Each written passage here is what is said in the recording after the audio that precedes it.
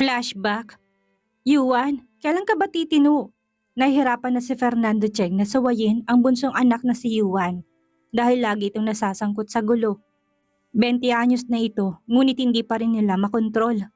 Huminto pa ng 1 taon sa pag-aaral dahil sa pagbubulakbol. What are you doing here? Tanong ni Jason nang biglang pumasok si Yuan sa kwarto niya. Hiding from dad, kuya. Aniya sa nakatatandang kapatid. Napailing na lang si Jason at pinagpatuloy ang pagbabasa ng libro tungkol sa batas. Gusto niyang pumasok sa law school but their dad wanted him to take another course dahil siya rin ang hawak sa negosyo nila pagdating ng araw. Reading again? It sucks, kuya. Hindi pinansin ni Jason si Yuan at pinagpatuloy ang pagbabasa niya. Aalis ka ba ngayon, kuya? Maya-may tanong ni Yuan. Bumuntong hininga si Jason at napagpasyahan na ipagpaliban na lang muna ang pagbabasa dahil alam niyang kukulitin lang siya ng kapatid niya. Punta ako ng the bar mamaya. Anong gagawin mo doon? Huwag kang tsismoso. Natatawang hinagisan ni Jason si Yuan nang unan sa muka. Stop it, old guy. Inis na sigaw ni Yuan kay Jason at nagtalukbong ng kumot. Napailing si Jason at Gad na tumayo at nagpalit ng damit. Where are you going? Stop being nosy, brother. Bar? To Eliza again? Jason didn't answer. Yuan opposed the relationship of Jason to this girl, Eliza. Isa tong prostitute sa bar na binabalikan ng kuya niya. But Jason is crazy over Eliza na kahit alam niyang ibang lalaking kinakasama nito, ay pinili niya magbulag-bulagan. Jason left without saying a word. Yuan followed him secretly. Nang makapunta sila sa loob ng the bar, una sumalubong kay Jason ang nobya niyang may kahalikang iba. Nagdilim ang paningin niya. Agad niyang sinugod ang lalaking kahalikan nito. Good thing Yuan followed him dahil agad siyang hinawakan nito. The damage is less but Jason's heart torn into pieces. Out of frustrations, nagpumilit kumawala si Jason sa pagkakahawak ng kapatid. He's enraged. Wala na siyang naintindihan sa paligid niya. Napuno ng galit ang puso't kalooban niya. Gusto niyang ibuhos lahat ng sakit na nararamdaman niya ngayon. Kuya, let's go home. Hindi pinansin ni Jason si Yuan at nagdire-diretso ito ng lakad. Walang pakialam sa mundo. Eliza is the girl he met in the bar. Mahal niya ito, ba't hindi pa niya kayang ilanta dito sa mga magulang niya? His parents are strict, lalo na't malaking expectations ng mga to sa kanya. Yuan is still 18. Hindi pa ito kayang asahan sa mga mabibigat na responsibilidad. He has to work hard at tangi si Eliza lang ang nalalapitan niya sa mga panahon na ihirapan na siya. Alam niyang trabaho ng dalaga. She's a prostitute, kaya pinapatigil niya na to. Eliza promised him that she'll be Jason. But nasira yun nang makita niya to kanina na may kahalikang iba. Jason thinks nothing but to get wasted. His brother Yuan, whom he did not notice, followed him. Na ngayon ipinapauwi na siya. The very least he can do is to forget everything. Jason is a good son. Lahat ng sinasabi ng magulang niya sinusunod niya. He's a good student. Malaki ang grades both academically and sports. A varsity captain ng basketball team and a good brother to Yuan. He has soft spot towards Yuan. Kada pinapagalitan ng mga magulang ang bunsong kapatid, he is always on the shadow, protecting Yuan from his parents.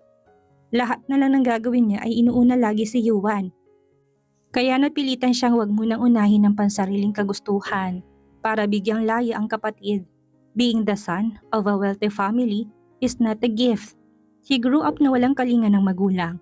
He grew up battling the fears he have. He grew up being alone with the maids. Nung pinanganak si Yuan, nagbagong buhay ni Jason. He's not alone anymore.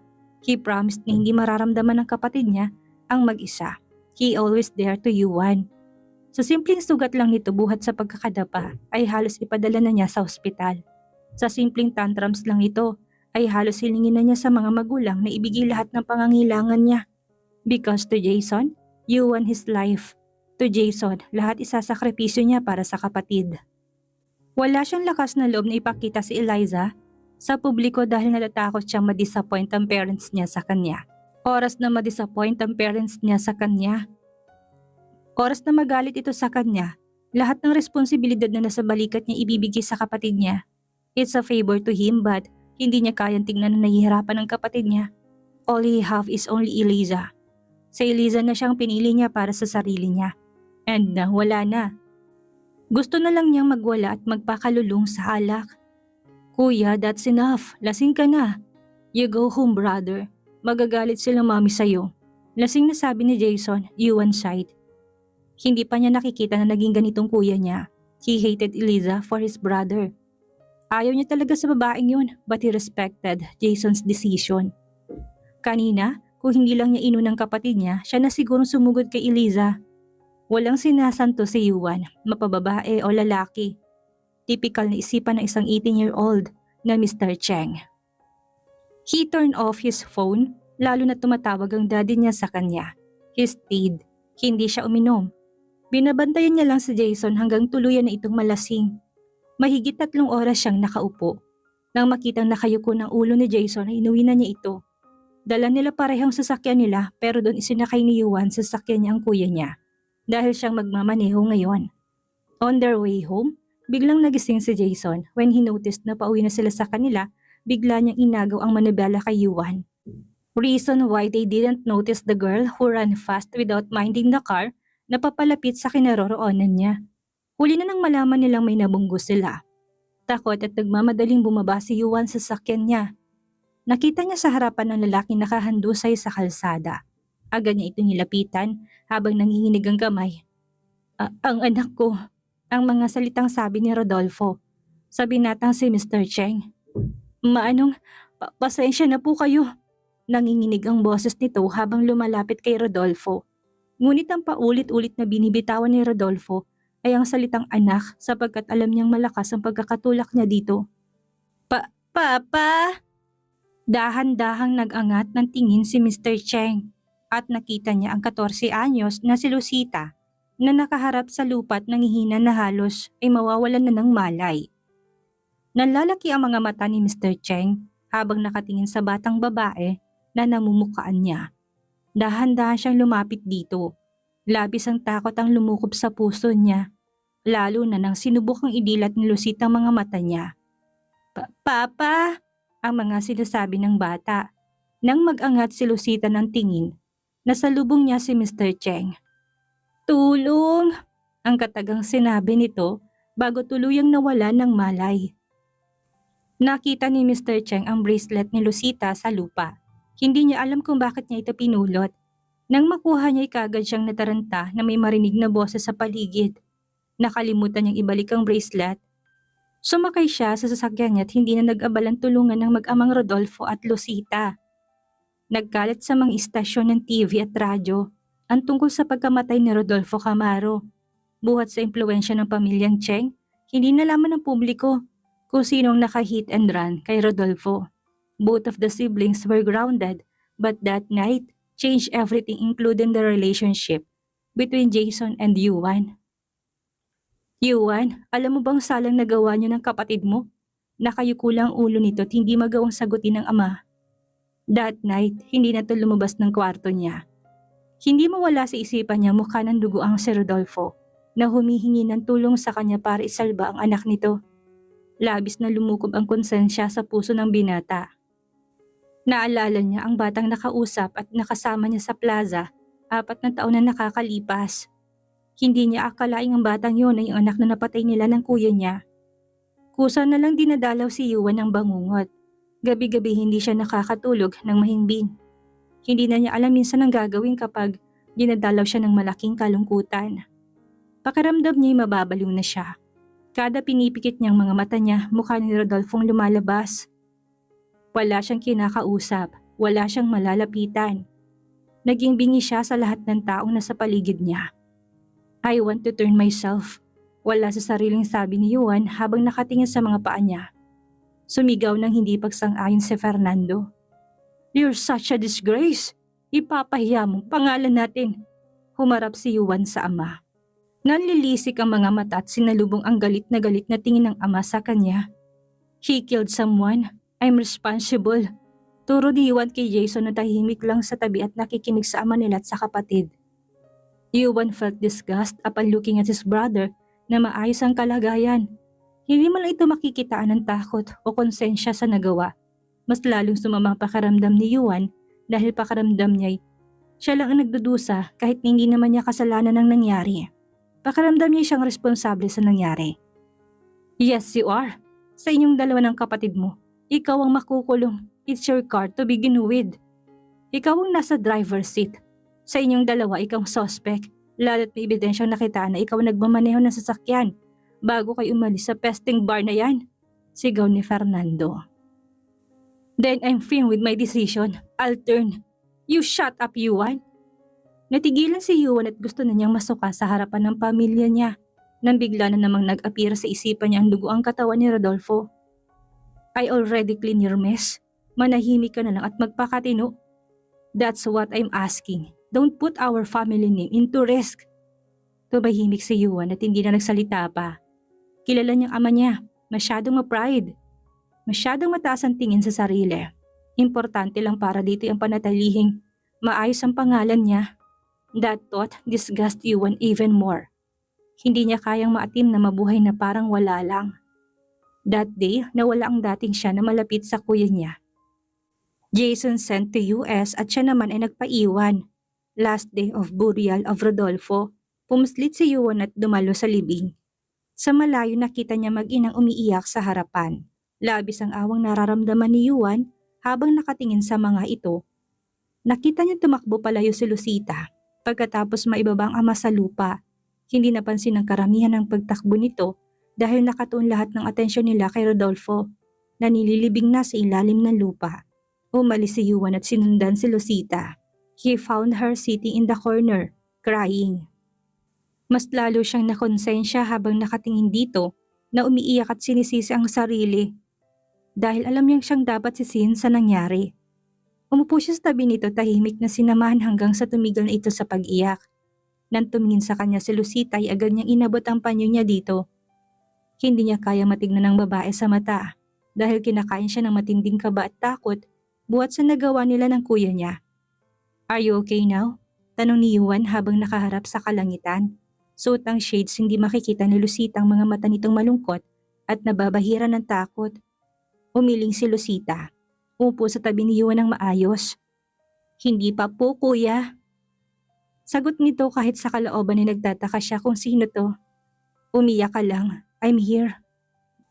Yun lang ang sinabi ni Yuan at hudyat yun para ibuhos muli ni Lucita ang luha niya sa mga mata. Ibuhos muli ang lungkot na nararamdaman niya sa taong hindi niya kilala. That day, the connection between the two tied that kahit saan sila pumunta, kahit anong gawin nila, hindi na sila maipaghihiwalay pa. At yun ang hindi aware si Lucita. Nabubuhay siya nang hindi alam na may isang taong nakatingin sa kanya mula sa malayo. Nagpapasaya sa kanya at nagmamahal sa kanya. Dahil sa araw na yun, nagpa siya si Jasper Yuan Cheng. Natulungan sila nang hindi binubunyag ang kanyang pagkakakilanlan. Araw-araw, ang allowance na nakukuha niya sa kanyang mga magulang. Iniipon niya ito para kada buwan ay may maiabot siya kina Lucita sa pamamagitan ng ama ni Timothy James. Nakasalukuyang year noon habang he's working as a part-time waiter sa mga kilala niya para may pantustos siya sa sarili niya. Dahil thought that the tulong ayuda na natatanggap nila from barangay every month came from the government. Ang hindi niya alam na pera yun galing sa taong nagmamalasakit sa kanila. End of flashback. Present. Unang-una na walang itay sa amin. Sunod ang inay at ngayon na hindi namin alam kung sino may gawa sa kanya nito. Ngunit may naiwang gamit na hindi amin. Sa pinangyarihan ng aksidente kaya hinala ng pulisya pinatay ang inay sa hindi pa nakikilalang sospek. Ate, kumain ka na muna. Napatingin ako kay Isaac, ngumiti ako sa kanya at niyakap siya. Kusa na lang tumulong luha sa mga mata ko. Hindi ako makapaniwala na wala na ang inay kasi parang kamakailan lang ay nakangiti pa to sa amin. Kamakailan lang ay nakikipagtawanan pa siya sa amin. Kamakailan lang ay kasama pa namin siya. Gusto kong magwala. 2 araw na lang ang libing niya. Hindi na namin siya makikita. Hindi na namin siya makakasama. Wala akong gana sabi ko sa kanya. Makikita ang pag-alala sa mukha niya. Si kuya mo, nakita mo ba? Pagkagising ko kasi wala na si Mr. Cheng sa tabi ko. Umuwi muna siya ate. Kukuha muna siya ng damit niya at dadalhin niya sa bahay. Tumango na lang ako at tumingin ulit sa harapan. Kumuyom ang kamao ko habang iniisip ang kaawa-awang sinapit ng inay nung araw na yun. Pinapangako ko, inay, na magbabayad ang sinumang gumawa sa inyo nito. Kinagabihan ay dumating si TJ kasama ama niya sa governor na ng lungsod. Nakikirami kami sa inyo, Losita, ani ni governor, at ganun din ang ginawa ni TJ at ilan sa mga kasama nilang opisyal. Mabuti na lang at may mga kapitbahay kami dito na siyang tumutulong sa amin sa pag-aasikaso sa mga taong nakikilamay. Tumabi si TJ sa akin. Tahimik siyang nakatingin sa harapan. Nasaan si Kim at Aldrich? Nagtatakang tanong ko sa kanya. Mamaya pa sila makakapunta. Kamusta ka na? Tanong niya. Ngumiti ako at tumarap kay inay. Heto, nagdadalamhati pa rin sa pagkawala niya. Hindi kasi ako makapaniwala dahil parang kamakailan lang ay nandito pa siya sa tabi namin. Sorry. Ang tanging nasabi lang ni TJ at malungkot na nakatingin sa akin. Hindi rin sila nagtagal dahil mamaya pa ay umuwi na sila. Sunod na dumating si Kim at Aldrich. Kinamusta nila ako at nag-usap lang kami tungkol sa bagay-bagay. Hindi ko alam kung anong oras na, ngunit kinatataka ko kung wala pa si Mr. Cheng. Ate, may kailangan ka? Tanong ni Isaac nung lumabas ako. Hinihintay kong kuya mo, Isaac, sabi ko sa kanya. Sige po ate, magsabi ka lang kung may kailangan ka. Tumango ako bago siya pumasok para magbantay kay inay. Umupo ako sa upuan at nakatingin sa mga taong lumalabas at pumapasok sa loob ng bahay. Nagpapaabot sila ng kanilang pakikiramay sa akin. Tahimik at nakangiti lang ako habang sinasalubong sila kahit na sobrang bigat na sa kalooban ko. Malamig ang simoy ng hangin. Mabuti at naka-jacket ako. Bakit nasa labas ka? Nagangat ako ng tingin at nakita ko si Kim na siya namang nakadungaw sa akin. Hinihintay ko si Mr. Cheng, sagot ko. Pwedeng maupo? Tumingin ako sa kahoy na inupuan ko at umisog para makaupo siya. Mamaya pa siguro yun si Cheng, mabuti pang pumasok ka na. Plano namin dito muna ni Aldrich para matulungan kayo ni Isaac. Salamat pero ayos lang ako, Kim. Mamaya siguro iidlip ako. Hihintayin ko na lang munang asawa ko. Ngumiti lang si Kim at hindi na nagsalita pa. Pareho naming hinintay si Mr. Cheng, ngunit lumipas ng 2 oras na wala pa ring anino ni Mr. Cheng. Kinabukasan ay naging busy ako dahil bukas na ang libing. Sa tulong ng mga kapitbahay namin at nina Kim at Aldrich, sila na nagkusang kumausap ng pari para bukas. Naayos na rin namin noong unang iba pa at may magluluto na rin ng pagkain bukas, ngunit wala pa rin si Mr. Cheng. Wala pa rin si Cheng? Nagtatakang tanong ni Aldrich. Tumango ako dahil magpasa hanggang ngayon ay hindi ko nakikitang anino ng asawa ko. That's weird. Ania, what's happening here? Sumingit si Kim. Yuan is still not here. Nag-reply ba sa'yo? It was Aldrich who answered. Umiling si Kim. Nope, wala siyang reply ni isa sa mga text messages ko. Sagot ni Kim. Doon ko lang din naalala na nasa akin ay hindi rin siya nagre-reply. Excuse me? Sabi ko't pumunta ng kwarto ko para kunin ang cellphone ko. Nang tingnan ko ito, ay walang missed call galing sa kanya. Sinubukan ko siyang tawagan, ngunit nakapatay ang cellphone niya. Kumunot ang noo ko at nagtataka kung bakit hindi ko matawagan si Mr. Cheng. Ate, hanap ka po nila Aling Taleyang sa labas. Ani ni Isaac na nakapasok ang ulo sa pintuan, habang ang katawan ay nasa labas pa. Ibinaba ko ang cellphone na hawak at pinuntahan sila Aling Taleyang na siyang mag-aasikaso ng pagluluto bukas. Dumaan ang ilang oras at ang gabi sa dami na nangyari. Hindi pa rin namin nakikita si Mr. Cheng. Dumalo si Kim, Aldrich at TJ sa burol. Nagpalinga-linga ako para hanapin si Mr. Cheng, ngunit hindi ko makita ang presensya niya. Sumama ang loob ko nang hindi ko man lang siya nakita. Hindi ba siya dumalo dito? Nasaan na ba siya? Hindi ko mapigilang hindi mag-alala lalo't hindi ako sanay na hindi siya makita sa isang araw. Mugto ang mata, nilapitan ko si Kim, Aldrich at TJ. Nakita niyo ba si Mr. Cheng? Kunot ang noo ni Kim habang si Aldrich na may nakapirmi sa cellphone niya at tila may tinatawagan. Sinusubukan namin i-contact siya, Lucita, ani ni TJ. Hindi namin alam kung nasaan siya, Lucita. Wala siya sa bahay niyo at hindi rin sinasagot ni Victor ang tawag. Nagsimula na akong kabahan. Gusto ko umuwi sa amin para tignan ko nandun ba talaga siya, sa bahay o wala, ngunit hindi ko pa pwedeng maiwan ang kapatid ko. Marami pa kaming aayusin sa bahay at isa pa, plano ko nang isama si Isaac kung nasaan ako dahil minor de edad pa ang kapatid ko. Pakibalitaan na lang ako, Kim, kapag natawagin niyo na si Mr. Cheng. Kailangan ko nang mauna sa inyo, sabi ko sa kanila. Tumango sila sa akin saka ako pumunta sa kinaroroonan ni Isaac kung nasan siya naghihintay kasama ni Edward na nakatingin lang sa akin. So Lucy, where is your husband? Napatingin ako kay Edward when he asked that. Kasalukuyan naming nilalaban ng mga kortina na ginamit sa burol ng inay. Napabuntong hininga ako kasi until now ay hindi ko alam kung nasaan siya at hindi ko pa nakikita si Mr. Cheng. Hindi ko alam kung nasan siya ngayon, ewan ko. Ang dami kong iniisip ngayon.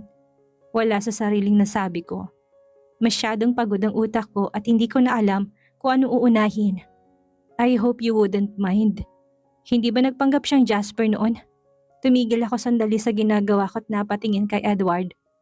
What is it you're trying to imply? I'm just curious kung anong paliwanag niya sa'yo. Ano bang sinabi niya why he pretended as your bodyguard before and not as your husband? Natahimik ako. Wala akong naisagot dahil walang sinabi sa akin si Mr. Cheng. Bakit nga ba siya nagpanggap ng ibang tao sa akin dati? Tumingin ako kay Edward at nakitang seryoso siyang nakatingin sa akin. Wala siyang sinabi. Kagat labing umiling ako. What if sabihin ko sa yung bata ka pa lang ay minamanmanan ka na niya? Alam ko na to. Ang gaya kanina wala rin paliwanag si Mr. Cheng kung bakit matagal na niya akong sinusundan. So you knew and ayos lang sa'yo? Tila'y gulat at hindi makapaniwalang sabi ni Edward. Nag-iwas ako ng tingin sa kanya. Ayos ka lang ba, Lucita? Anin na para bang tinatanong niya kung hindi pa ba ako nababaliw. Nakita kong upo siya sa silya malapit sa kanya. Hindi mo ba tinatanong kung bakit kanya sinusundan dati pa? Diniinan kong pagkagat sa pang-ibabang labi ko dahil hindi ko nga tinanong si Mr. Cheng. Hinihintay ko magkusa siyang sabihin sa akin ang lahat ngunit ilang buwan nang lumipas ay wala pa rin siyang sinasabi sa akin. God, Lucita, you don't know that you're married to a criminal? Agad ako nagangat ng tingin sa kanya. Anong sinasabi mo? Kunot noong tanong ko sa kanya. Your bracelet, hindi ko nakuha yan sa manggahan 10 years ago. Nakuha ko yan noong minsang pumunta ako sa inyo. Doon mismo sa kwarto niyo mag-asawa sa gamit ni Jasper Yuan Cheng. Ha? Ano? Tama bang pagkakadinig ko?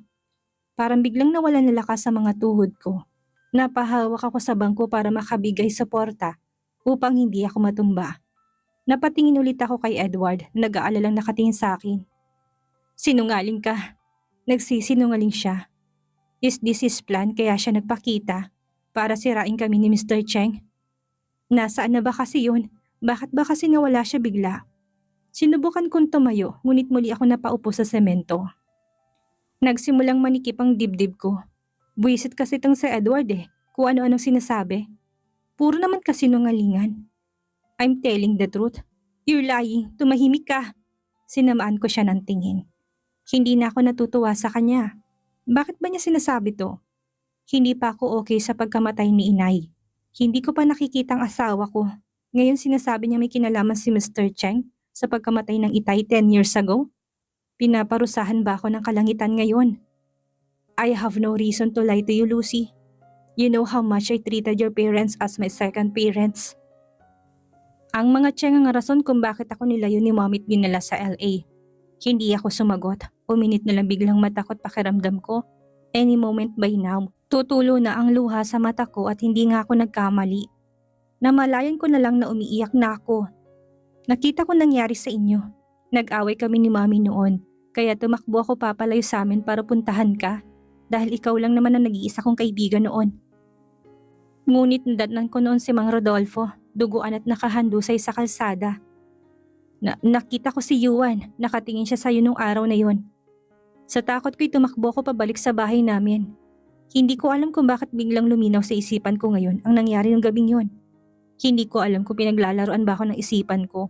Dahil ngayon, malinaw na sa isipan ko mukha ng asawa ko nakadungaw sa akin dati. Bigla ko naalala ang gulat niya noong makita niya ang bracelet na hawak ko na tila ba'y namumukhaan niya to. Pinuntahan kami ni Fernando Cheng para bayaran si Mommy. kapalit ng katahimikan ko. Tumigil siya sandalit parang humihingi ng tawad habang nakatingin sa akin. Hindi dahil sa pera kaya kami umalis. Ayaw lang niya madamay ako sa gulo, kaya napagpasyahan niya umalis at doon na tumira sa LA. Masyadong makapangyarihan ng Cheng, Lucy. Walang sino man ang magtatangkang kalabanin sila noon. But hindi ako pinatulog kailanman ng konsensya ko. Kaya umuwi ako dito para bigyang hustisya si Mang Rodolfo. Nag-imbestiga ako at huli na nang malaman ko nakasal ka na sa kanya. Pinahiran kong luha sa mga mata ko. Anong ibig mo sabihin? Kailangan ko mag-aral ulit para lang mapalapit sa'yo sa gayon ay makalapit ako kay Yuan Cheng. Dahil kailangan kong kumuha ng ebidensya laban sa kanya. I graduated years ago and I have the power now to put him behind bars. Cause I am a man of law. Tungkulin namin panagutin ng mga kriminal sa mga salang pilit nilang tinatakasan. But may hirap kumuha ng ebidensyang magdidiin sa kanya, lalo na't matagal nang nilinis ng ama niyang salang nagawa niya. Pumasok sa isipan ko mukha ni Jason at Fernando nung malaman nila na ama ko si Rodolfo Camaro. Nagtataka ako bakit parang kilala nila si Itay. Pero ngayon, no, this is insane. Ginugood time lang ako ni Edward. This is a dream. Tama na to. I am hallucinating things now, Lucy. Yes, I'm so tired, Ed. Feeling ko nagsasalita ka na walang kasansans na bagay. Lucita, please, listen to me. Na ano? Na masamang tao si Mr. Cheng? Siya nga yung tumulong sa amin para maoperahan si Isaac. Hindi ko mapigilang hindi sumigaw. Umiiyak na ako. Hindi ko na alam ang nararamdaman ko. I feel betrayed right now. Nakaramdam ko yung nabuhay ako sa kasinungalingan. Cause he lured you to come to him. Matagal ka na niya sinusundan. Then sagutin mo ko, bakit naman niya gagawin yun? Bakit nga niya ba ako susundan kung siyang responsable sa pagkamatay ni Itay? Halos pumiyok ako habang nakatingin kay Edward. Hindi matanggap ng sistema kung lahat ng sinasabi niya. Tumigil si Edward at tumitig sa akin. Why are you defending him? You love him? Di ba kasal ka lang sa kanya para sa pera? Mahal mo na ba? Hindi ako nakasagot sa kanya. Tanging iyak lang ang nagawa ko habang nakatayo sa harapan niya. Lucita, he killed your father. Kung wala si Mang Rodolfo nung gabing iyon, ikaw na marahil ang napatay ng asawa mo ngayon, noon. Alam niya naghahanap ka ng pera para kay Isaac, kaya gumawa siya ng plano para ikaw na mismo lumapit sa kanya at magpatali bilang asawa niya. Bakit ba ayaw mong tanggapin ang katotohanan? Ganun ba kahirap yun? Biglang humina ang boses ni Edward sa huli. Nakarinig na lang kami ng palakpak mula sa tao sa labas.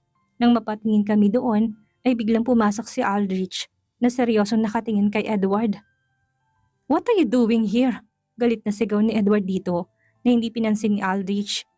Agad niya akong dinaluhan at inabutan ng panyo. Stop brainwashing her. Walang buhay na ani ni Aldrich. Malayo sa boses nitong mapagbiro. I'm not brainwashing her. Bakit sinisiraan mo si Cheng sa kanya? I'm not. Hindi ko siya sinisiraan. I'm just telling her the facts. You mean lies. Nagangat ako ng tingin at naabutan ko si Aldrich na nakangisi kay Edward. Yuan is not a criminal. Wala siyang pinatay na tao. Now you're lying. Sa bagay, you're his friends. No wonder, I'm not lying. I have proofs na hindi siya kriminal. You're an investigator, right? How come you got that degree if you're lacking at some point? You didn't even solve it right. Pathetic. Naroon ang panunaya sa boses ni Aldrich. Ramdam pang gigigil sa boses ni Edward na sumigaw siya. Then bakit niya minamanmanan si Lucita? Cause he's the kindest person on earth. And I'm not in the position to tell about his sacrifices. Nabukaw ang atensyon ko sa sinabi ni Aldrich. What do you mean? I want to know what it is, Aldrich. Pagmamakaawa ko sa kanya. Nang tumingi siya sa akin, kitang-kita sa mukha nitong awa at lungkot. Yung nakukuha niyo sa barangay kada buwan, ang totoo niyan, hindi yun galing sa gobyerno. Galing mismo yun sa kanya, galing kay Yuan. What? Pero bakit niya gagawin yun? Pero, bakit? Because he witnessed everything that night, Lucita. 10 years ago. Nandun ni siya at nakita niya lahat sa inyo ng ama mo. You see, hindi siya masamang tao. Siya nga ang pinakamabuting taong nakilala ko eh. Cause he carried the burden that is not supposed to be his. At the first place. Ano? Diyos ko. So shit you dude for telling that Yuan is a criminal. Namumulit madiin na pagkakasabi ni Aldrich habang nalilisik ang mga matang nakatingin kay Edward na nagulat din sa sinabi niya.